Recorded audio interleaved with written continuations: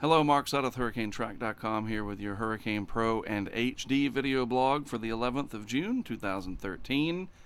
Let's take a trip down memory lane, shall we? Taking a look at climatology. This is the next 10-day time frame in the month of June here, the 11th through the 20th, and the points of origin of all tropical cyclones, a couple of them forming during this 10-day time frame out in the open tropical Atlantic. Couple of probably subtropical developments or frontal developments or non-tropical wave, we'll call it, a few in the Bahamas, but largely we're focusing on the Gulf of Mexico and the Western Caribbean here. And then, of course, in the Eastern Pacific, quite a grouping of development areas over the past 100 years or so. As you would expect, the Eastern Pacific typically ahead of where the Atlantic Basin is this time of year. We'll see during this next 10 days if that holds true. Or will nothing happen at all? Probably nothing going to happen at all, but we'll see. Today, I can tell you for the evening and the next couple of days, nothing's going to happen in the tropics. Some showers and storms over the Florida mainland. And, you got the Florida Keys. So that's what that means, the Florida mainland. The island of Florida, right? Over the Florida Peninsula is a better way to put it. Very strong upper-level winds cutting across this region, as are what's happening out here. Gulf of Mexico free and clear of any organized areas of convection, so nothing in the development stages right now. One thing that's interesting, the Climate Prediction Center International Research Institute put out their El Nino Southern Oscillation Forecast, or ENSO. And what are we looking at? Well, look right here, August, September, October time frame.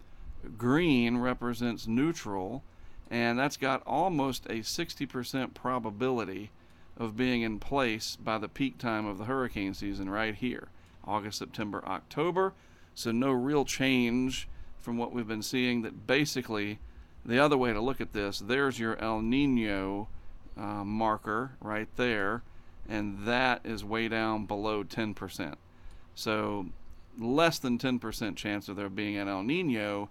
And it's that El Nino, the warming of the Pacific waters above normal, that throws off the Atlantic hurricane season in most cases. And there does not appear to be much of a chance at all, less than 10%, looking at this chart, of there being an El Nino this year. So when is the next development potential headed for the Atlantic Basin? Well, the GFS and its ensemble members suggesting maybe headed towards phases 8 and 1. By the 25th of June, we'll see about that. The Euro, or ECMWF, not quite as enthusiastic, but it's still aiming in that direction. It just doesn't go quite as far, and yet it's on the same page, I guess you could say. So we'll see. Towards the end of the month, we might be seeing a window of opportunity for that Western Hemisphere Phase 8 and 1 region to become favorable.